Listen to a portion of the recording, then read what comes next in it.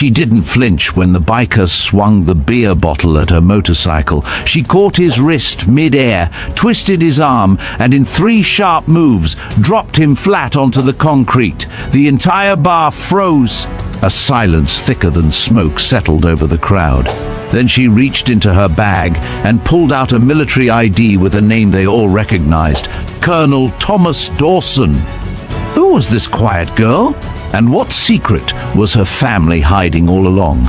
Let us know where you're watching from and drop your thoughts in the comments below. And you're about to witness a story you won't forget.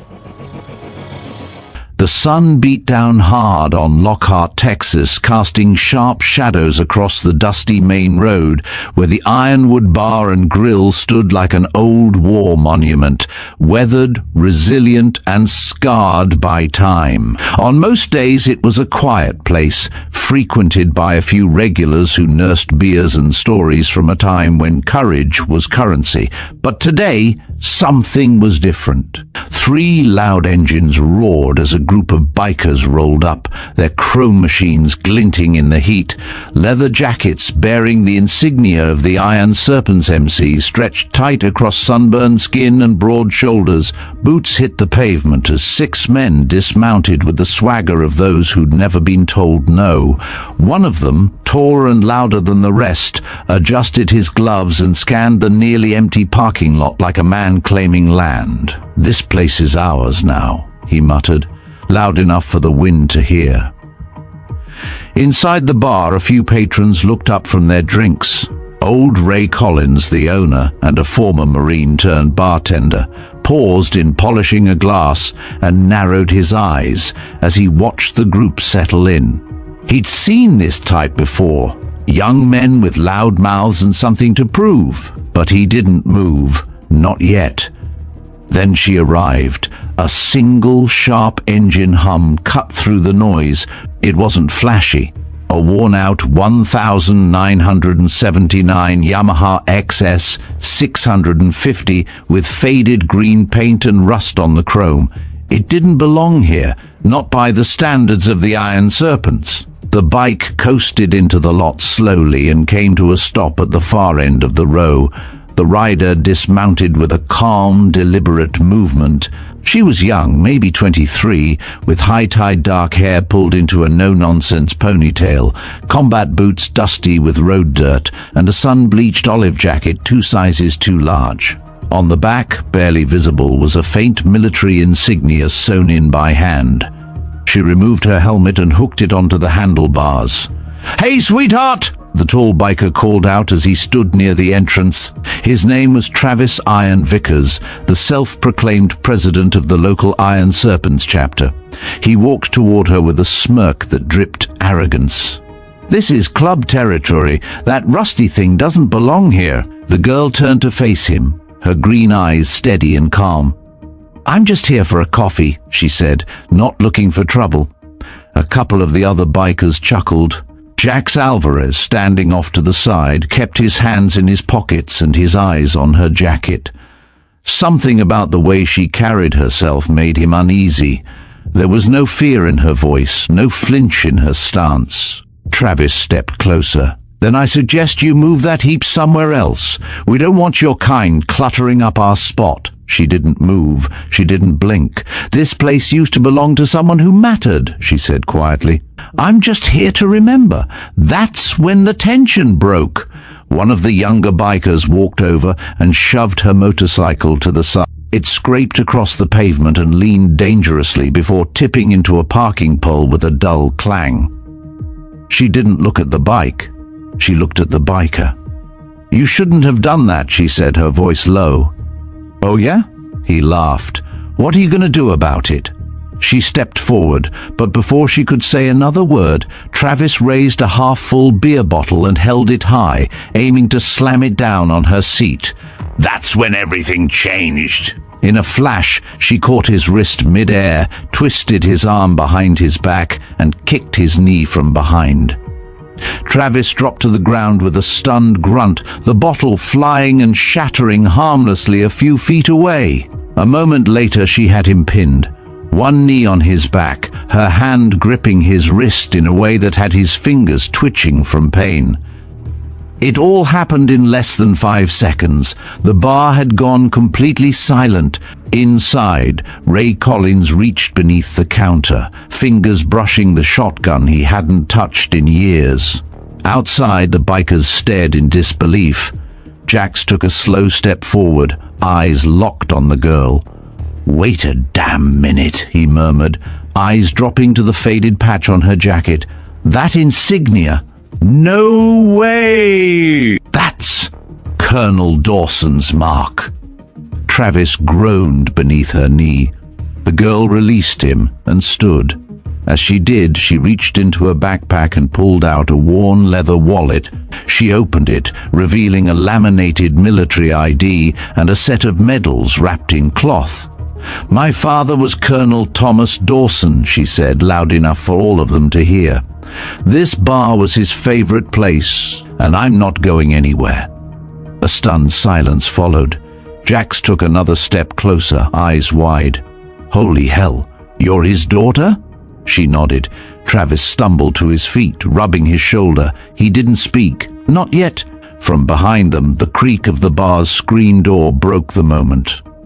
Ray stepped outside, his grizzled face calm, his shotgun resting casually in one hand. "This place was built by men who earned it," he said, "not boys who play biker games in the sun. You boys don't own it, and you never will." Jax backed away slowly. 2 others followed. The rest hesitated. Travis looked around and saw something he hadn't seen in a long time. Eyes filled not with fear, but with shame. The girl picked up her bike. It had a fresh scrape, but it would still run. She dusted off the handlebars and looked back toward Ray. "I'll just take that coffee now." Ray gave a slow nod. "On the house." As she walked inside, the remaining bikers stood in awkward silence, unsure of what to do next. She had turned their little kingdom upside down in less than 10 minutes. And she hadn't even raised her voice. Emily walked into the Ironwood Bar and Grill like she had done it 1,000 times, though this was her first visit since her father's passing. The place hadn't changed much. Faded flags still lined the walls, a few old patches and military badges framed in dusty glass, and the scent of aged whiskey and tobacco lingered in the air like a memory that refused to leave. Ray Collins was already behind the bar, pouring her a fresh cup of coffee. No questions, no need for explanations. He just slid the mug forward as she approached. "Still like it black?" he asked, his gravelly voice barely louder than the hum of the overhead fan. "Always," Emily said, accepting the cup. Her hand trembled slightly as she lifted it, but her face remained composed. The room, once filled with tension and bravado, had settled into uneasy quiet. The remaining bikers stood outside, clustered near their bikes like vultures, sensing that the carcass they circled had risen to its feet. Jax Alvarez hadn't left with the others. He leaned against the frame of the entrance, arms crossed, studying Emily with a look that wasn't hostile, more like curious, maybe even respectful. Ray spoke again, not looking up. "You did well out there." He needed to be taken down a notch. Emily didn't reply right away. She stared into the coffee, the steam curling up like ghosts of the past. "My dad used to bring me here when I was a kid," she said finally. "He'd sit right over there." She pointed to a stool near the window. "Taught me how to count the exits, how to read people, said knowing who might start a fight was half the battle." Ray gave a small smile. He was right. Outside, Travis was pacing. One hand clutched his bruised shoulder. The other waved wildly as he argued with the remaining 3 bikers. "She humiliated me, in front of everyone," he snarled. "You started it, man," one of them muttered. "She didn't come looking for trouble. You brought it to her." Jax remained silent. He lit a cigarette and kept watching the doorway. Back inside, Emily set her mug down. "Ray, what happened to this place? It used to be sacred ground. Now it's just—" She trailed off, unable to finish the thought. Ray sighed. "After your dad passed, a lot of the regulars drifted away. Some moved, Some couldn't bear coming here without him. The place got quiet. That's when the serpents started showing up. First it was a few guys, harmless enough. Then Travis took over, got louder, meaner, started acting like he owned it. Why didn't you stop him? Ray looked at her, his expression hard. I did, in my own way, but I'm an old man now. My hands don't move like they used to, and they don't listen to guys like me. Not anymore. Emily nodded slowly. Maybe it's time they start listening again. A soft beep sounded from Ray's phone. He picked it up, squinted at the screen, then chuckled. Well, I'll be damned, he muttered. Video of you taking down Travis just hit the net. Someone inside must have recorded it. It's already got a couple thousand views. Emily frowned. That wasn't supposed to be a show. Doesn't matter, Ray replied. Truth gets out, no matter how quiet you try to be, and people are seeing it. Just then the screen door creaked again. Jack stepped in, his cigarette stubbed out on the wooden porch. He removed his sunglasses, revealing eyes that had seen their own battles. I served in Kandahar, he said without preamble. 2007, I saw that patch on your jacket and I knew it right away. Your dad saved my life. Emily turned toward him surprised. You were there? 3rd Platoon, Echo Company? He pulled me out of a collapsed tunnel when we were ambushed by insurgents. I thought he was just another ghost story until I saw your face. The two stood in silence for a beat. What do you want, Jax? Ray asked. Jax looked between them. I want to apologize for being part of this mess. For letting Travis drag us into this. He doesn't speak for all of us. He damn sure doesn't speak for me. Ray nodded. Emily watched Jax carefully. So what now? She asked him. Jax sighed. Now, I think some of us need to do some serious thinking, and some others need to walk away from this before it gets worse. Outside, Travis roared his engine, clearly furious. He took off down the road with a screech, leaving dust and tension behind. Emily stood by the window, watching the trail of smoke fade. He'll be back, Ray said.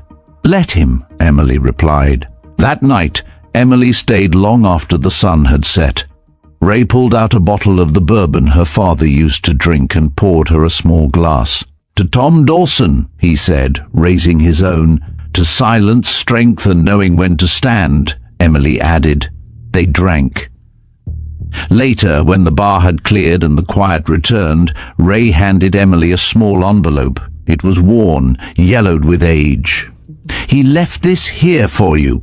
Told me not to give it to you unless you came back alone. Emily opened it slowly. Inside was a folded letter, handwritten in the blocky script of a soldier. Em, if you're reading this, I'm gone. But I know you. I know what you carry, and I know what you're capable of. The world needs fighters, but not the kind with fists, the kind with memory, with heart. Protect this place if it ever needs it, and protect yourself more. Love, Dad. Emily folded the letter with reverence and tucked it into her jacket. Outside, the air was cooler. The streets were still, and for the first time in a long while, the Ironwood felt like it was hers again. But somewhere far off, a biker engine roared under a furious hand, and Emily knew the peace wouldn't last forever. But that was fine. She wasn't afraid of storms. She was raised in them. And she knew how to fight through the fire. Ray unlocked the back room of the Ironwood the next morning, the same way he had done for 30 years, but with a different kind of energy humming in the air. Word had gotten out, not just about the incident, but about Emily. Veterans from neighboring towns started to trickle in. Some just came to nod, others came to remember. A few came looking for her. Emily arrived early, just as the sun was breaking over the horizon, bathing the windows in a dusty gold. She wore the same jacket, but today it looked more like armor. Inside her chest pocket was the letter. She hadn't stopped thinking about it since Ray gave it to her. By 10 a.m., a couple of unfamiliar faces had already pulled up on bikes, not iron serpents.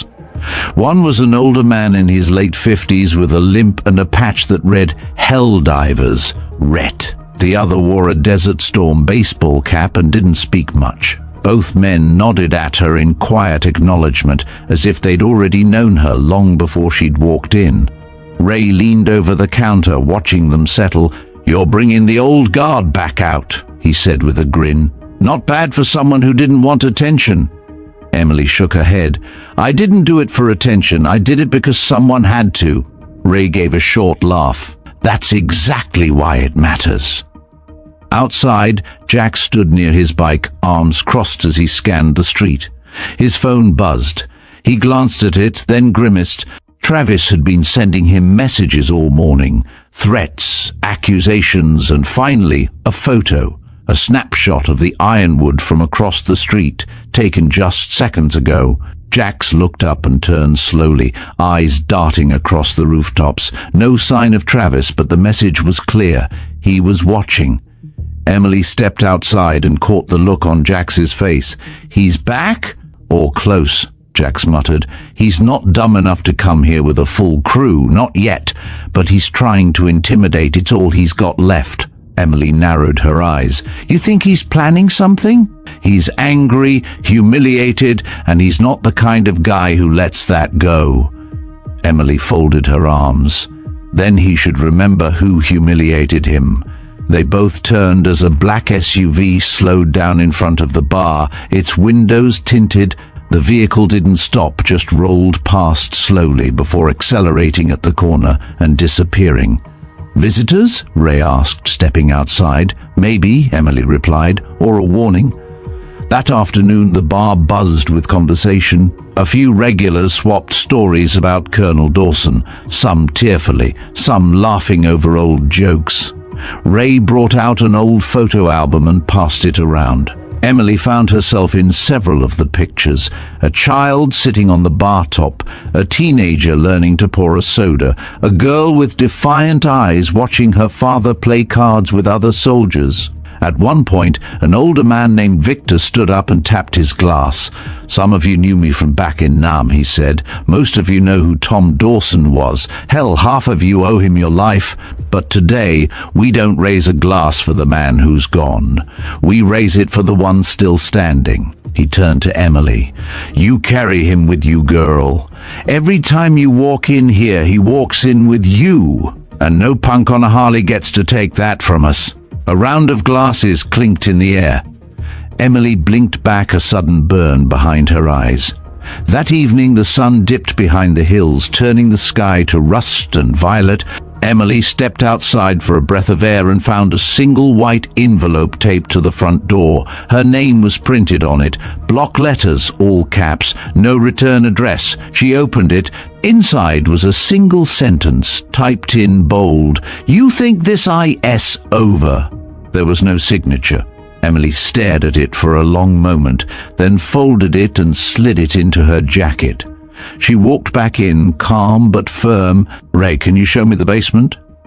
Ray raised an eyebrow. "Sure. Why? I want to see how well it locks." He led her down the creaky wooden stairs to a storage room that smelled like mildew and oil. Emily checked the door, the hinges, the backup exit, and the dusty shelves lined with forgotten cases of beer and emergency supplies. "It'll hold," she said, "if it comes to it." Ray gave her a long look. "You really think it'll come to that?" "I think Travis is spiraling. Men like him get dangerous when they realize they've lost control." Just before midnight, Jax received another message. This time, it was a video. In it, Travis stood with a group of iron serpents behind him. They were in a warehouse somewhere. Cement floors, steel beams, dim lighting. Travis looked into the camera. "You want a ward, Dawson? I'll give you one." He held up a gas can and poured it over a replica of Emily's bike, spray-painted to look exactly like her old Yamaha. Then he lit a match. The flames roared up. "Next time, it won't be fake." The video ended. Jack stared at it for a long time, then forwarded it to Emily. When she watched it, her face didn't change. "So it's war," Ray muttered. "No," Emily said, "it's desperation." Jax leaned forward. "He's trying to bait you, push you to react." "I'm not taking the bait," she replied, "but I won't be caught off guard either." She walked to the back office, opened a locked drawer Ray had forgotten was even there, and pulled out a small black case. Inside was a compact pistol, dusty, untouched but oiled and loaded. Ray raised a brow. "That's yours?" "My dad's," she said. "He left it for me, just in case." She set it on the counter, calmly. The quiet clink of metal against wood was louder than any shouting, and then she began making a list, not of names, not enemies, but of contingencies, supplies, safe zones, emergency numbers. She wasn't planning a war, she was preparing for a siege. By the time the sun rose over Lockhart the next morning, the Ironwood bar was no longer just a watering hole. It had become a watchtower. Emily sat alone at the counter, staring into her black coffee as Ray moved quietly behind the bar, reading the morning paper but never really focusing on it. The tension in the room wasn't loud, but it was undeniable. Something was coming. She hadn't slept much. The letter, the video, the warning, they all circled in her mind like wolves. But fear wasn't what kept her awake. It was preparation. Emily had grown up in the shadow of a man who believed that preparation saved lives. Her father had never lectured. He trained, quietly, consistently, with discipline. And now those long-forgotten lessons were marching to the surface of her mind. She had spent the early hours organizing a defense plan. Ray's basement was now stocked with medical kits, emergency radios, flashlights, and spare keys to the side door. The bar's layout had been mapped in her head, choke points, hiding places, line of sight for anyone trying to sneak in. She wasn't looking to make the place a fortress, just a place that wouldn't go down easily. Jax arrived shortly after dawn. He looked like he hadn't slept either, but there was something resolved in his eyes. He carried a folded newspaper and dropped it on the bar beside her. Emily glanced down. Local hero or vigilante? Woman's barroom showdown sparks online storm. A grainy still image showed her mid-movement, arm twisted, foot planted, Travis's body halfway through the air. She scoffed. They make it sound like I came in swinging. They always do, Jax muttered. But the way it's spreading, you've got every old vet within 50 miles whispering your name. Ray looked up. You'd be surprised how many phone calls I've gotten in the last 12 hours. Some want to donate, some want to show up, and a few, well, let's just say not everyone's happy with what you stirred up. Emily raised an eyebrow. Let me guess, serpent sympathizers? One or two? Had a guy try to buy out the lease this morning. Anonymous offer, big money. Didn't bite. Emily's jaw tightened. They're trying to cut me off before they hit again. Looks that way, Ray said. Jax ran a hand over his buzz cut. We can't play defense forever. Sooner or later, Travis is going to want a scene, and when he comes, he won't come alone. Emily leaned forward. Then we make sure he's not the only one ready. That afternoon, Emily made the call, not to law enforcement. She wasn't ready to explain this mess to someone who'd ask her to stand down. She called people her father had once trusted, men and women who owed him favors, quiet debts unpaid. Some answered, some didn't. One voice, gruff and cautious, asked only two questions, you his girl, and when do you need me? By sundown, 4 more riders arrived at the Ironwood. None wore patches, all rode alone. One had a prosthetic leg and kept his right hand on his hip like he still wore a sidearm.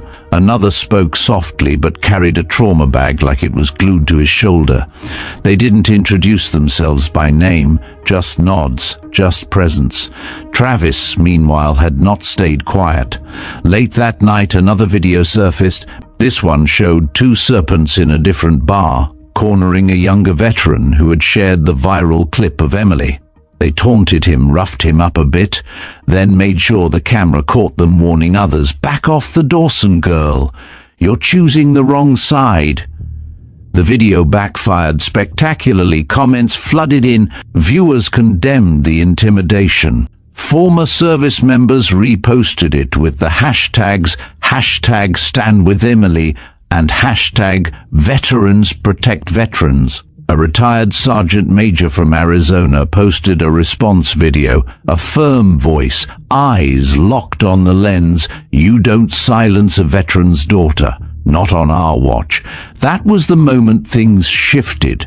Emily stood in the back room, listening to the video play on a loop as her hands trembled, not from fear, but from the weight of something bigger than herself. Ray stood behind her. "You've become a symbol. I didn't ask to be. No one ever does. But it chose you anyway." The next morning, Ray opened the bar early. At 8:03 a.m., a black Escalade pulled into the lot. The man who stepped out was not what Emily expected. He was in his 60s, clean-shaven, sharp grey suit despite the Texas heat. He walked in like he owned the world and paused only to look around. "You must be Emily Dawson," he said. His voice was clipped, precise. "I represent interests concerned about your recent disruptions." Ray started to speak, but Emily held up a hand. "Go on," she said coldly. "I'm here to make you an offer.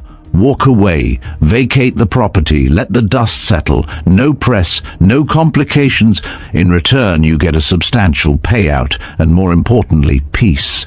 Peace for whom?" The man's smile thinned. "You and anyone else smart enough to know when they're outnumbered." Emily stepped closer. "You know what my father taught me about being outnumbered?" "No." She leaned in. "He said it only matters if you're surrounded by better men." There was a long silence. The man straightened his tie. "Think about it. This offer won't come twice. Neither will this conversation," she replied. He left without another word. That night, Ray found her sitting alone at her father's old table, staring at the folded letter again. "You okay?" "Just thinking." "About what?" "What he'd say if he were here." Ray sat down across from her. "He'd say you're doing just fine, and that if they're scared enough to try buying you off, you're already winning." Emily smiled faintly. "I don't feel like I'm winning. That's because you're not done yet." As if on cue, Jax burst through the door. "They're coming." "How many?" Emily asked. 4 bikes, maybe 5, and a van." Emily stood. "Everyone is in position. No one confronts unless I say so." Ray nodded. The others moved quickly, not like soldiers, but like men who had fought enough to know what mattered. They didn't carry rifles. No one held shotguns in the open, but every hand hovered near something useful. A wrench, a bat, a first aid kit. The engines roared into the lot. Travis led the pack, his bike louder than the rest. The van was parked crookedly across 2 spots, blocking the street view. He got off the bike slowly, theatrically, removing his helmet like a performer preparing for the final act. "Evening, Princess," he called. "We figured we'd stop by for a drink." Emily stepped out onto the porch, arms folded. "We're closed." "Doesn't look closed. It is to you." Behind her, the porch creaked as others stepped out. Jax, Ray, the man with the prosthetic leg, the medic, the woman in desert camo who had only spoken 3 words since she arrived. "Where do I stand?" Travis scanned them all, then laughed. "What is this, a senior's retreat?" Emily didn't smile. "No, this is a wall you can't break." He took a step forward. Jax moved. "I wouldn't," Jax warned. Travis looked at him. "Traitor." "No," Jax said. "Survivor. You should try it." There was a moment, a tight, wire-thin moment, when everything could have snapped. But then the sound of sirens cut through the air. 3 patrol cars pulled in behind the van, lights flashing.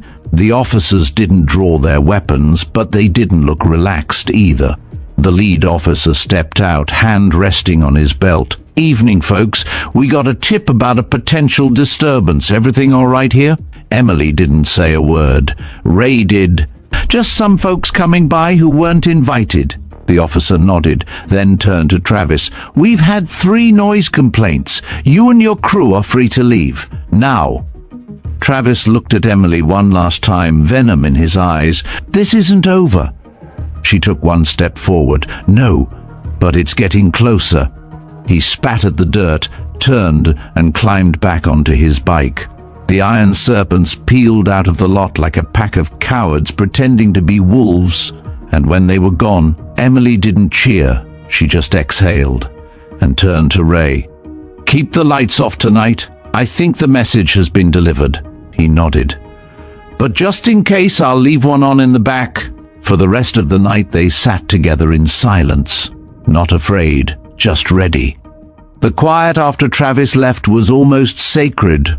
The bar lights remained dim, the windows drawn, and the regular clink of glasses had been replaced with the soft creak of chairs and the low murmurs of old soldiers speaking in a language beyond words. Emily stood alone near the back beside her father's photo, now placed in a new frame, clean, polished and lit from beneath by a single warm bulb.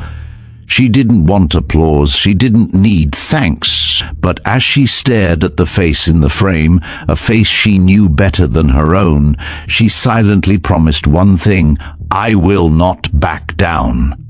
By morning, the bar was already half full. Word had spread not just online, but by phone, by boots on pavement, and in quiet posts in veteran message boards. People came from as far as Austin and San Antonio. They didn't come for a fight. They came to make sure no one else brought one. Ray stepped out of the kitchen with a tray of biscuits and a bemused look. "Looks like breakfast at a forward operating base." Emily cracked a faint smile. At least nobody's yelling for an airlift. Outside, Jax paced the perimeter. He had taken it upon himself to coordinate unofficial watches in shifts. 4 men walked the back alley. 2 more stayed on the roof with binoculars. No guns were out in the open, but nobody doubted they were nearby. In the early afternoon, a truck pulled into the lot. A woman stepped out. She was in her early 40s, dark braids tucked under a wide-brimmed hat, her jacket decorated with a faded Navy SEAL trident pin. Her name was Sandra Morales, and she didn't waste time. "I served with your father in Sierra Leone," she said to Emily. "He once walked barefoot across a minefield to carry out a wounded kid who wasn't even in our unit. We all thought he was crazy, but none of us questioned him." Emily nodded, her throat tight. Sandra placed a worn patch from her uniform on the bar. "I came to stand. Where do you need me?" By dusk, there were 25 veterans inside Ironwood. Army, Navy, Air Force, Marines, even a Coast Guard guy who had driven 5 hours just to be there. They weren't loud, they didn't chant or shout, they just occupied space like a storm cloud, and no one dared poke it. Then came the twist Emily didn't expect. At exactly 7:11 p.m., a grey van pulled into the alley and stopped behind the bar. 2 men got out. One wore a pressed suit, the other casual tactical gear. Neither looked like a biker. Ray tensed. Emily stepped out to intercept. "You Emily Dawson?" the man in the suit asked. "That's me. We're with the State Department's Office of Veteran Outreach. Got a call from a regional contact. Said you've become the unofficial hub of something bigger." Emily blinked. "I didn't ask for that." "Doesn't matter. It's happening, and the higher-ups are watching. They want to make sure this doesn't turn into a militia standoff. So we're here to assess, observe, and off the record, say this: what you're doing matters. But it needs to stay clean, understand?" "Crystal," Emily replied. The man in tactical gear nodded. "We'll be in the area. Let us know if anything escalates." As they left, Ray whispered, "Well, now you've got federal eyes on you." "Good," Emily said. "Then maybe they'll see what real loyalty looks like." That night, a biker named Doyle, one of Travis's oldest lieutenants, walked in alone. Every head turned. Doyle raised his hand slowly. "I'm not here for trouble. I'm here to talk." Emily stood. "Talk, then leave." He nodded. "Travis is losing it. He's got plans, Emily. Bad ones. He thinks if he can provoke you into striking first, he'll win public sympathy, turn you into the aggressor. He already tried that. No, you don't understand. He's planning something big. A hit. A distraction. Something that'll make your bar look like a bunker full of radicals, and then he'll leak it to the media."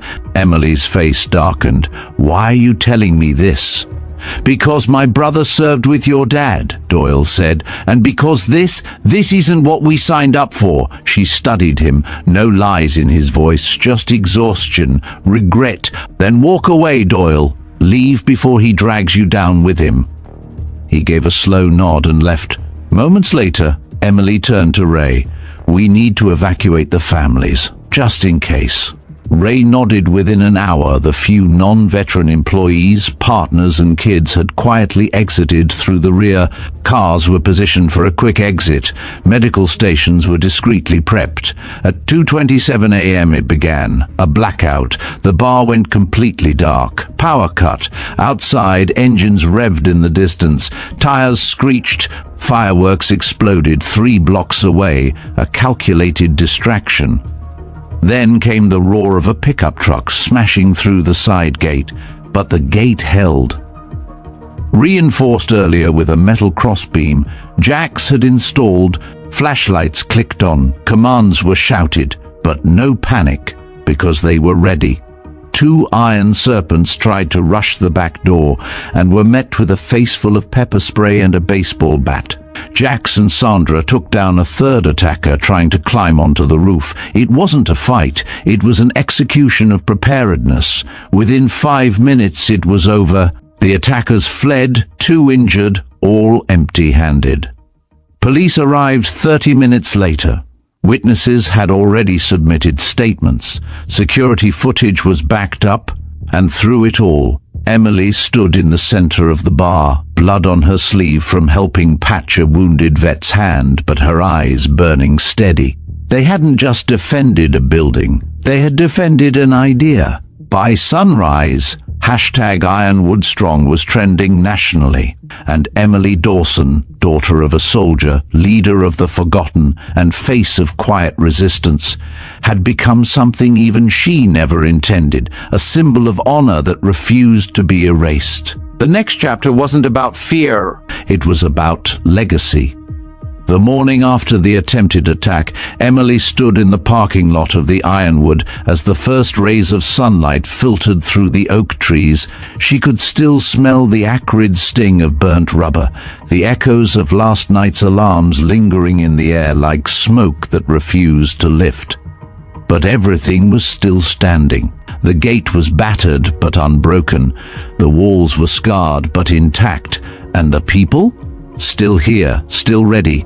Ray leaned against the doorway, arms crossed, his weathered face unreadable. Inside, veterans swept up shattered glass, repaired door hinges and replaced broken locks. There was no panic, no sign of surrender.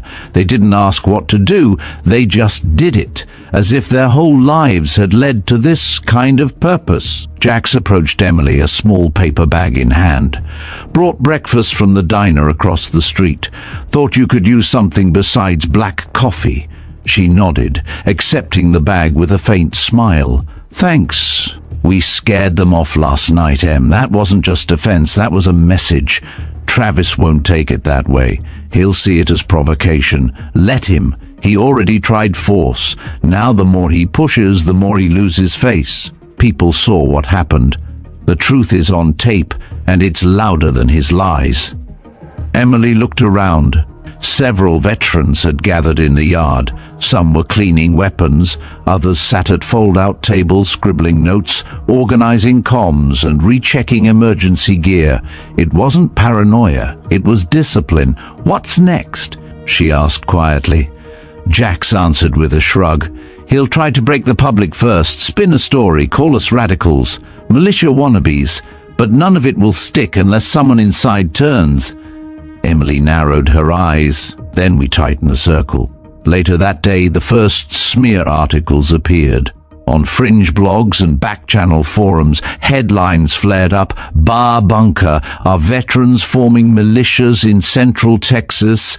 Daughter of decorated soldier linked to armed confrontation, civilian resistance, or dangerous cult?" The images were cherry-picked. A man holding a hunting rifle, someone in camouflage standing on the rooftop. The moment a biker was tackled, caught mid-motion, looking more violent than it had been. Emily sat with Ray and a retired Marine named Lyle, reviewing each link on an old laptop. Lyle had done communications work during Desert Storm and now served as their unofficial PR guy. "They're playing this just like Travis wants," Lyle muttered. "Push a narrative, plant doubt, drown your side before the real questions get asked." Ray grumbled. "Too bad they don't know we've got every second of it on 10 different cameras. We need to go public," Emily said. "Already ahead of you," Lyle replied. He opened another tab.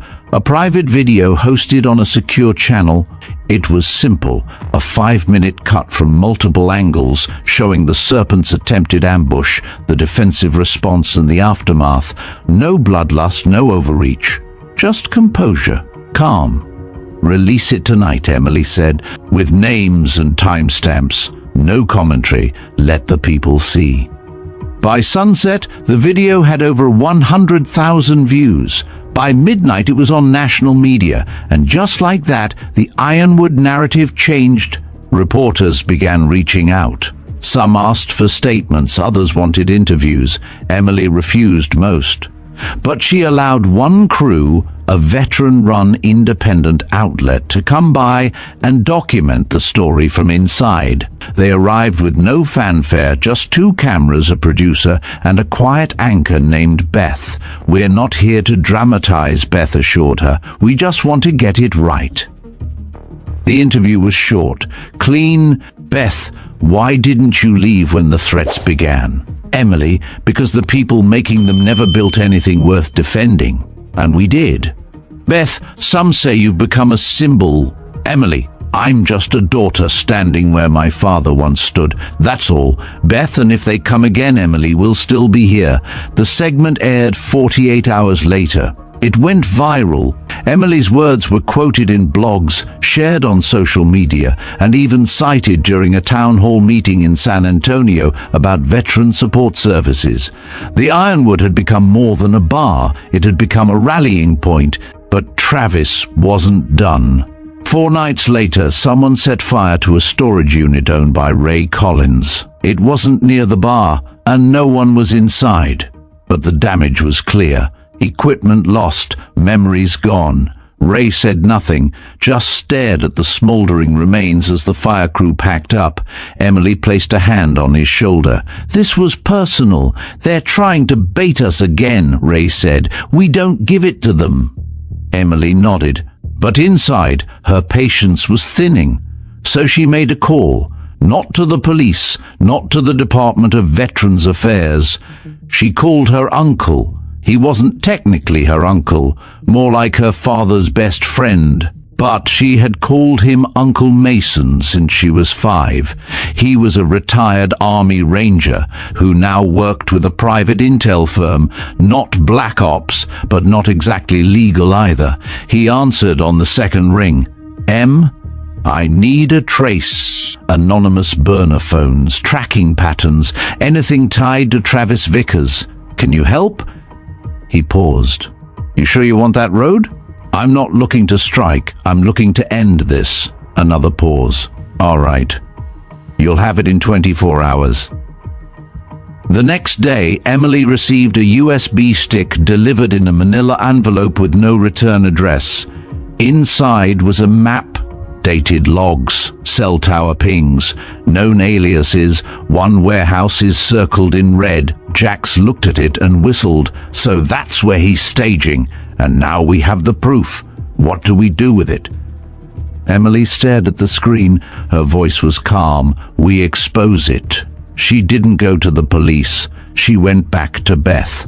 Within 2 days, Beth's team released a follow-up segment, this time with overlays of Travis's known threats, his crew's actions, and the warehouse locations, all legally sourced, all verifiable. When it aired, the fallout was immediate. Sponsors of Travis's affiliated businesses pulled out. Law enforcement began reopening closed cases. And in a stunning move, 3 members of the Iron Serpents publicly renounced the group and issued statements of support for Emily and the Ironwood community. Travis disappeared, not vanished, just off the radar. Phones off, no social posts, no sightings. Emily knew better than to celebrate. She just kept preparing. But in the quiet that followed, something else began to bloom. Hope. People stopped by the bar, not to join the fight, but to say thank you. Strangers mailed letters, parents brought their kids, schools invited Emily to speak, veteran organizations asked how they could help protect other gathering places. The Ironwood had started as a symbol of resistance. Now it was becoming a blueprint. And through it all, Emily stood at the center, steady, humble, relentless. Not because she wanted to be a hero, but because no one else had stepped forward, and someone had to. The weeks following Travis's disappearance were not peaceful. They were quiet, but in a way that made everyone listen harder. At Ironwood, no one relaxed. They cleaned, trained, organized shifts, and watched the road like hawks. It wasn't paranoia anymore, it was responsibility. Emily had transformed from the daughter of a veteran into something more profound, an axis around which the town's courage rotated. She never asked for it, never craved attention, but in that silence, her resolve had become a kind of gravity. People drew close to it, held steady because of it. Veterans who hadn't left their homes in years now came out daily, not to talk about the past, but to build a future. Mechanics showed up offering free repairs. A retired medic from Austin offered to train people in trauma care. A local rancher dropped off 3 pallets of canned goods without saying a word. The Ironwood was no longer a bar. It was a citadel. But as the town braced for another blow, something unexpected happened. An invitation arrived. It wasn't hand-delivered or typed in threatening fonts like the rest. It was a formal email from the governor's office. The state of Texas was holding a public forum in Austin, part town hall, part panel, about veteran rights, community defense, and public safety, and they wanted Emily to speak. Ray stared at the screen in disbelief. They want you on stage with mayors and senators. Because they need a face, Emily said. They want this to look like it's under control. Will you go? She didn't answer right away. But later that night, as she stood alone beside her father's plaque on the wall, she whispered, "You always said leadership wasn't about being loud. It was about being last to leave." 3 days later, Emily Dawson stepped onto the stage in Austin, wearing her father's jacket and calm in her voice. She wasn't a politician. She didn't have perfect answers, but she had the truth. "I didn't ask to become a symbol," she began, looking across the crowd of veterans, lawmakers, and civilians. "But when someone attacks your home, you don't wait for permission to defend it. And when your father teaches you that silence is how lies grow, you learn to speak, whether you want to or not." For 10 minutes she spoke of honor, service, and the power of community defense that didn't rely on aggression but resilience. She ended simply, "We didn't fight to create a war zone. We fought to build something worth defending. If that makes us dangerous, maybe ask what you're so afraid of losing." The room stood and clapped. After the event, Emily shook hands with generals and journalists alike. One man, a tech entrepreneur turned philanthropist, approached her with an offer. "I want to help replicate what you've done. Not just a bar, a nationwide network of safe spaces, veteran-owned, community-funded. Will you lead it?" Emily hesitated. "I didn't build this to grow. I built it so people had one place left to stand." The man smiled. "Sometimes one place is all it takes." She took his card. Back at Ironwood, things were shifting again. With the media attention from the forum and her speech, donations began pouring in. The bar received offers of funding, supplies, and even volunteer counselors to help veterans dealing with PTSD. Ray looked over the influx and shook his head. "In 30 years running this place, I never imagined this. But even as good things arrived, so did the next warning."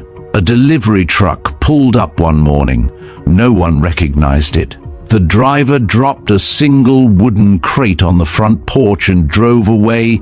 Inside the crate, a charred iron serpent's jacket, scorched at the collar, and a note, "One of ours for one of yours." There was no signature, but Emily didn't need one. She turned to Jax. He's picking off his own, blaming us, setting up for one last move. Jax nodded grimly. This is it. He's closing the loop. They went to the sheriff, showed him the note, the crate. Sheriff Brennan was a good man, but was tied by politics, pressure, and jurisdictional red tape. I can't authorize preemptive action unless we catch him in the act, Brennan said. But you have my eyes, and if anything happens on your property again, we'll come faster this time. Emily walked out, shaking her head. Faster isn't enough, so she made another call.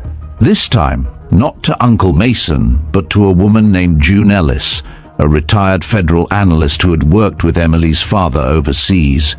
June wasn't one for small talk. When she picked up, her first words were, "How bad is it?" Emily filled her in.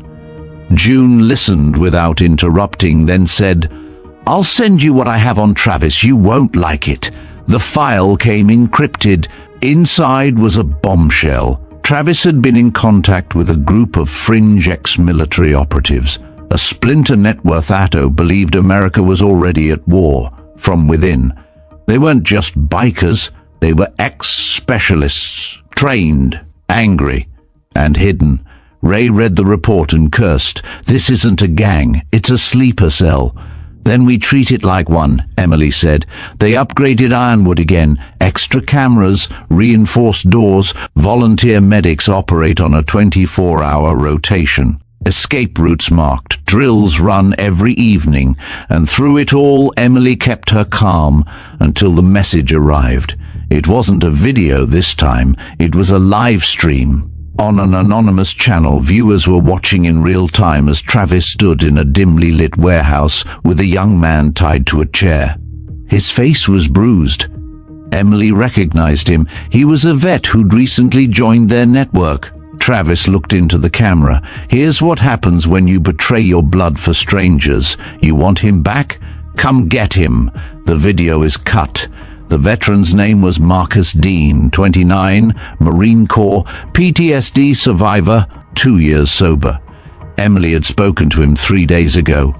Jack slammed his fist into the wall. He just declared war. No, Emily said, her voice iron. He just made it personal. Now we respond. Strategically, that night, Emily gathered a team of 6. Jax, Sandra, Ray, Lyle, June Ellis, who'd driven down in person, and Emily herself. They mapped the location based on audio reverb, timestamps, and city power grid data. June triangulated it in under an hour. We hit tomorrow at dawn, Emily said. No one disagreed. At 5:03 a.m., they rolled out in 2 trucks. No sirens, no uniforms, just civilians who had once been warriors and still knew how to move like them. The warehouse sat just outside an industrial park, abandoned on paper, in reality, alive with heat signatures. They entered silently. Inside, 5 men, 2 armed, 3 on watch. Marcus was alive, barely.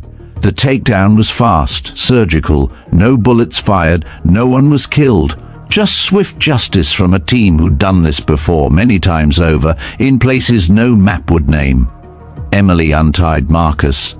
He looked up at her, dazed. "You came." She gripped his shoulder. "Of course I did." When they brought him home, the Ironwood crowd welcomed him like a brother. The live stream, they later learned, had been hacked by June and redirected to federal monitors. The raid wasn't just seen, it was recorded, catalogued, and sent up the chain. Within 48 hours, Travis was on a federal watch list. Within 72 hours, warrants were issued. But Emily wasn't celebrating because she knew Travis wouldn't go down with paperwork. He'd return for revenge or legacy, and when he did, she'd be waiting. The first sign that Travis had returned wasn't an explosion. It wasn't a break-in or a body found in the river. It was silence, too quiet, too sudden, no chatter from his known channels, no subtle threats posted to shadow forums. It was as if someone had erased the wind before the storm, and Emily felt it in her bones. She was on the roof of the Ironwood when the call came through. June Ellis, sharp as ever, brief and controlled. "He's moving." We intercepted a message. Not digital, hand-delivered, scanned and verified. "He's coming back to Lockhart, not for war, for something worse." "Worse than war?" Emily asked. "He wants to martyr himself," June said flatly. "In public, on record. Blame you. Frame your crew. Turn the entire movement you started into a national scandal." Emily didn't answer right away. Below her, Ray was distributing bottled water. Sandra was guiding two newcomers in first aid procedures. Marcus Dean sat in the back, quieter now, but whole. The place was steady, strong, but not bulletproof. She came down the ladder slowly and gathered the core team inside. They had heard enough over the past weeks to trust her tone more than her words. So when she simply said, "We have maybe 72 hours before Travis walks into this town and tries to end everything," no one asked for proof. Ray stood by the window, arms crossed. "What's the move?" "Public exposure is no longer enough," Emily said. "He doesn't care about reputation. He wants chaos. Our job now is not to win, it's to control the damage." June had stayed on the line, patched in via speakerphone. "He's planning a false flag, something explosive, metaphorically and possibly literally. He has enough ex-operatives left to stage it. He'll make it look like one of your people snapped, or worse, that you ordered it." Lyle leaned back in his chair, exhaling sharply. "So how do we stop something we can't see coming?" "You don't," June replied. "You see it before it comes. And you prepare the world to recognize it." Emily took a deep breath. We go louder. She didn't wait for questions. She laid it out. A press conference at the Ironwood, live streamed, no edits, no filters. They would tell everything, the threats, the messages, the intercepted plans. They would name names, lay bare what had been hidden. Jax looked doubtful. "That could put a bigger target on your back." "It's already there," Emily said. "Might as well let people see who's aiming." They scheduled the event for Friday morning. It gave them 3 days. 3 days to prepare. 3 days to make sure nothing went wrong. 3 days to protect every innocent soul who would show up, cameras in hand, believing they were safe. And in those 3 days, the town of Lockhart changed. Shops closed early. Schools offered remote learning. Churches hosted night vigils. Veterans from as far as New Mexico arrived without notice, offering to help with crowd control and logistics. One man, a former Air Force intelligence officer, arrived with a drone surveillance setup and said nothing but, "Where do I plug in?" By Thursday, the Ironwood looked more like a command center than a bar. Tents were set up in the lot. Media teams installed power lines and floodlights. Police coordinated with the retired military for outer perimeter coverage. No one had ever seen a rural press conference look like a field operation. But Emily didn't waver.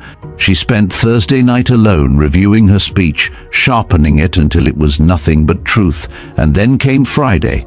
At 9 a.m. the cameras went live. Emily Dawson stepped up to the podium. No teleprompter, no script. Only her father's patch was stitched into her jacket. She spoke calmly, clearly. "For months we've been under threat, not just by criminals, but by cowards who hide behind the pretense of patriotism. They call us dangerous because we refuse to be victims. They call us radicals because we stood our ground. But we were never seeking conflict. We were standing in memory, in honor." She outlined Travis's threats, the coordinated intimidation, the digital harassment, the abduction of Marcus Dean, and finally, she exposed the latest intel. 3 days ago, we intercepted communication indicating a plan to manufacture a public crisis, one who would blame us, discredit everything we've worked for. and possibly hurt innocent people in the process. Reporters leaned in, pens froze. Every second was being streamed to tens of thousands.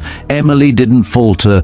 "We will not retaliate. We will not strike first, but we will not be erased. We've documented everything. Witnesses, files, and chains of custody. If anything happens in the next 72 hours, if anything suspicious occurs near Lockhart, understand this, it will not come from us. It will come from the cowards who can't stand the truth." She paused. "And they will fail, because we are already more than they feared. We are united." The applause that followed wasn't explosive, it was steady, resolute. But Travis wasn't watching on TV, he was already in town. While Emily spoke, he and two operatives slipped into an abandoned lot across the street, dressed as contractors, unnoticed among the flurry of setups and security. Inside a utility box they planted a device, crude but effective, enough to cause panic, enough to make the narrative shift. But what Travis didn't know, what he couldn't know, was that the drone tech from New Mexico had already picked up the signature, and June Ellis had already dispatched a neutralizer. At 9:23 a.m., the device was discovered and diffused without fanfare. No alarms, no interruption, but it was logged, and Travis's fingerprints, left on the box, were matched within hours.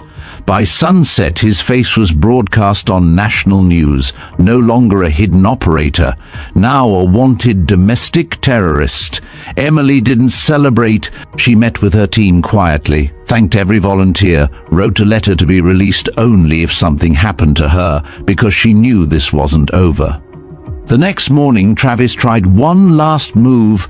He sent an anonymous tip to a fringe media outlet, claiming that Emily Dawson had fabricated the entire story to gain power, that she was using veteran trauma to build a private army, that Ironwood was training extremists. The piece was published online. It didn't go viral, because before it could, something else hit first. Beth, the reporter from the beginning, released her full documentary, titled simply Ironwood, The Truth That Stood Its Ground. It included interviews, footage, files, and more importantly, faces, real people, real veterans, real pain, real purpose. Within hours, the fringe article was buried beneath waves of support. Veteran organizations across the country began reaching out. Lawmakers cited the case as a model for veteran-led community defense.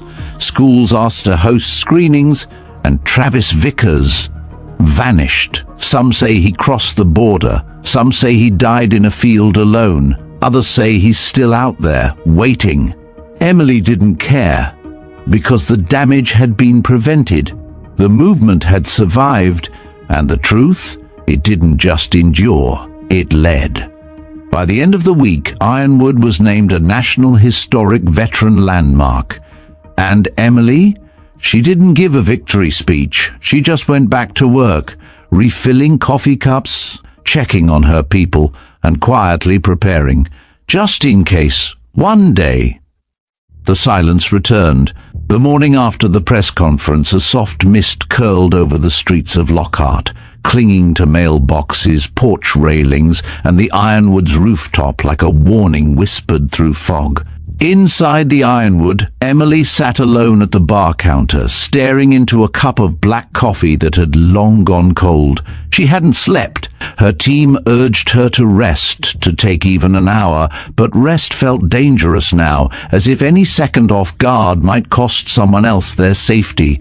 She pulled out her notebook, her father's old field log, which she now used to plan operations, pages filled with scribbled notes, contingency plans, and hand-drawn layouts of the Ironwood's perimeter.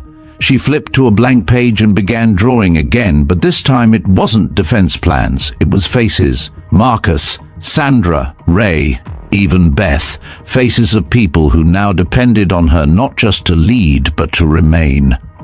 Outside, Ray greeted a group of volunteers arriving with donated supplies. The local grocery store had emptied an entire back room of bottled water and canned goods. An old woman from San Marcos brought blankets. A high school civics class had sent handwritten thank you cards. Something about the moment felt too quiet, too kind. Emily didn't trust it. Her phone buzzed. A text from June Ellis. Travis hasn't surfaced. It could mean he's running, or he's close. We're monitoring. Eyes up. Emily pocketed the phone and stood, scanning the room. The Ironwood central space now had designated safe zones, marked in blue tape on the floor. Emergency exits had armed volunteers stationed just beyond them, out of view but ready. Every camera remained live-fed to a backup drive off-site. Still, Emily knew all the precautions in the world couldn't stop someone truly desperate. That afternoon, a visitor arrived. She walked through the front door with confidence, late 30s, sharp blazer over jeans, press badge clipped to her lapel. But it wasn't her that drew attention. It was the man she brought with her. Older, square jaw, navy cap tucked into his elbow, and eyes that locked onto Emily like a soldier sighting a target. Emily stepped forward. "Can I help you?" The man extended a hand. "Name's Arthur Hale, retired colonel, Fort Bragg." Her heart skipped. "This is Victoria Ng," he added, gesturing to the journalist. "She's doing a piece for American Resolve, but that's not why we're here. I came because of David Carter." Emily stiffened. Arthur continued, his voice steady. "I served beside your father, Kandahar, Iraq. One tour in Bosnia. I've seen him take down insurgents with nothing but a shovel and a bad attitude." Emily smiled faintly. "That sounds like him." Arthur stepped closer, lowering his voice.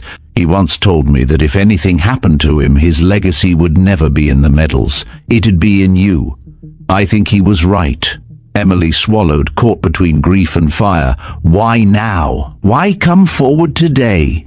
"Because I think Travis Vickers wasn't working alone," Arthur said. "And I think someone with government ties helped erase his trail." That froze the room. Victoria added, "We have sources, deep ones, suggesting that after Travis was flagged, certain files were sealed, not redacted, erased." Ray joined them now, brows furrowed. "You're saying the attack wasn't rogue?" Arthur nodded. "I'm saying someone wanted plausible deniability. And Emily, your next move will determine whether this becomes a story or a reckoning." Emily didn't blink. "Then let's give them the reckoning." And she meant it, because the war Travis tried to start had failed. But the war behind him, it had just begun. The Ironwood was no longer just a bar, it had become a command post. Emily stood before a whiteboard covered in color-coded markers and maps, military-style grid overlays depicting Lockhart surrounding towns and known routes in and out. Every dot represented a point of interest, supply lines, suspected associates of Travis, and local law enforcement figures who might be compromised. Arthur Hale, now functioning as her unofficial advisor, crossed his arms as he reviewed a satellite image of the abandoned airstrip east of town. "Travis doesn't need a big crew," he muttered. "Just 2-3 loyal psychos. That's enough for what I think he's planning." Emily's jaw tightened. She had seen the same pattern her father warned about in asymmetric warfare: decentralize, then strike without warning. "We need eyes there by nightfall. Thermal drones if possible. We can't afford another surprise." "Already working on it," said June Ellis through speakerphone. Her voice cracked slightly with the static of a secure call. "But there's more. We just confirmed a shipment of military-grade flashbangs was stolen last week from a facility in West Texas. Guess what? The timing lines up with Travis going dark." Ray leaned in, disbelief evident in his tone. "So they're prepping for an assault?" Victoria Ng, ever silent until now, finally stepped in. "Or a spectacle. If they can't scare you back into silence, they'll try to humiliate you." Emily took a breath. "Let them try. By sunset, Emily was outside the Ironwood with Beth and two veterans from Corpus Christi, ex-Marines who had come in response to the press conference. They helped her inspect the outer defenses, reinforced doors, motion-triggered lighting, and a backup generator behind bulletproof plating. Beth looked up. "Do you ever miss being just a mechanic?" Emily half smiled. "Every time I sharpen a blade." Beth laughed softly, then turned serious. "There's something I haven't told you. A friend of mine, Tara, used to date Travis years ago. He was already on edge back then, obsessed with power, secrecy. Said he didn't trust democracy anymore, thought it was a lie." Emily stilled. "Why tell me this now?" Beth hesitated. "Because Tara said he used to talk about a failsafe. Something he could pull if the world turned against him. She thought it was paranoia, but what if it's real?" Emily's gaze locked onto the distant tree line. "Then we find it before he does." At 3 a.m. the attack began. It wasn't loud, not at first, just a short static blip over the Ironwood's radio system, followed by a loss of visual feed from two cameras covering the back lot. Emily reacted instantly, calling out orders. "Teams Alpha and Bravo, check north and west. No one moves alone." Then silence was shattered. A non-lethal flashbang exploded in the alleyway, followed by the sound of rushing boots and a battering ram crashing into the rear door. But what the attackers didn't know, what Emily had planned for, was that the rear entrance was bait. Within seconds, a net trap rigged by Sandra's team dropped from above, immobilizing two intruders. One screamed as a stun baton jabbed into his ribs, delivered by Marcus. In the front, Travis himself emerged, dressed not in biker leather but full tactical black, face obscured, night vision goggles on. But Emily had anticipated this. The Ironwood's entrance lights flared to full power, blinding anyone with goggles. Travis ripped them off, cursing, just as Emily stepped out to face him. "You came all this way," she said calmly, "just to fail in front of everyone." He grinned. "This town doesn't belong to you or your dead father." "No," she agreed. "It belongs to the people who earned it." They clashed. The fight was brutal. Travis was trained, and his hatred made him wild, unpredictable. But Emily was precise, efficient. Her father's discipline lived in every movement. A crowd gathered behind the barricaded doors, watching through reinforced glass as the two danced the violent ballet of soldiers on opposite paths. Then, with a sudden pivot, Emily brought him down, disarming, disabling, and finally pinning him with his own weapon twisted behind his back. Police sirens howled as backup finally arrived. Officers stormed the perimeter and took Travis and his remaining men into custody. Some of them bore insignias of the biker club, but others had nothing, ghosts perhaps, or mercenaries. Emily stood over them, breathing heavy but steady, and for the first time she allowed herself to believe this chapter was ending. But not the book, not yet. The day after Travis's arrest, Lockhart awoke to stillness. Not fear, not tension, just the silence of a town catching its breath. At the Ironwood, volunteers swept broken glass, patched walls, and replaced shattered lights. The smell of coffee returned, and with it, a feeling that maybe, just maybe, the place would return to what it once was. Emily stood in front of the bar, speaking softly to a few locals who had come not just to help, but to thank her. One was a teenager who had seen the fight from his rooftop and filmed it. The footage had already gone viral. Another was an old man with a cane who had served with Emily's father. He brought her a weathered medal from Vietnam and placed it in her hand. "This one belonged to my best friend," he said. "Lost him in '68. Thought it was time someone worthy kept it." Emily was speechless. Later that afternoon, the town square filled, not with protesters or gawkers, but with veterans, dozens of them, from Texas and beyond. They arrived quietly, solemnly, standing shoulder to shoulder in front of the Ironwood. Colonel Arthur Hale took the podium someone had hastily built from shipping crates. His voice echoed with firm pride. "We've fought for this country, we've bled for it, and we'll be damned if its legacy gets rewritten by cowards in leather jackets and rogue agents who hide behind conspiracies."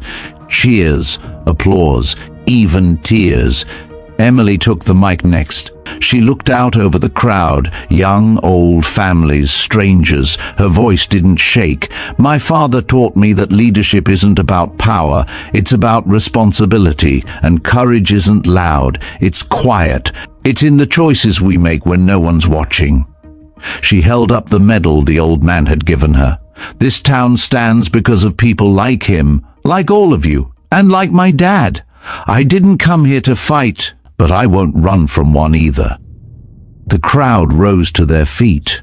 In the days that followed, Travis was transferred to a federal detention facility. Investigations uncovered files linking him to a shadow network of disgraced ex-contractors, including those responsible for the stolen equipment. Charges range from assault and conspiracy to terrorism. He never spoke in court, but his silence didn't matter, because his failure had already become a symbol, not just of defeat, but of resilience. Victoria Ng's story broke on national news. Titled "Ironwood Rising, the Town That Fought Back," it shone a spotlight on veteran communities across America, reclaiming spaces lost to fear and neglect. Emily's photo, standing outside the Ironwood with folded arms and a steel gaze, became a headline banner. Not a hero, she insisted, just someone who didn't back down. Weeks later, on a clear Sunday morning, Emily visited her father's grave. She wore his old jacket. The wind was soft. She crouched beside the headstone. "Hey, Dad, we did it!" She laid the Vietnam medal on the stone and added something else, her own patch, earned not from way, but from standing her ground when it mattered. "I think you'd be proud." She stood not with sadness but with clarity. As she turned to leave, a line of motorcycles rolled by on the road behind her. But this time, no one stared her down. No one jeered. They slowed, nodded, and kept going. Because the name Carter now meant something different in Lockhart. It meant legacy, it meant strength, it meant never backing down. And as the Ironwood reopened with its flag flying high, a new chapter began. Not of war, but peace is earned the hard way. Thank you for watching this story on channel. In a world where chaos often makes the loudest noise, sometimes it takes quiet strength to remind us of what truly matters: family, honor, and resilience. Emily's journey wasn't just about confronting a gang. It was about preserving a legacy, about a daughter who refused to let her father's name be buried beneath ignorance, about a town that remembered its roots, and about the quiet power of standing tall in the face of mockery, with nothing but truth and memory as your shield. Too often, we forget the sacrifices made by those who came before us. The veterans who didn't ask for glory, only respect. The families who carried the burden long after the uniforms were folded away. This story is for them. If Emily's courage reminded you of someone, a parent, a sibling, a friend, take a moment and share their name in the comments below. Let their story live on too. And tell us, where are you watching from? What does honor look like in your life? Every view, every comment, every like is a ripple, a message to the world that these stories matter, that kindness matters, that standing your ground with dignity is never outdated. At the channel, we believe that the strongest stories are the ones that speak to the heart.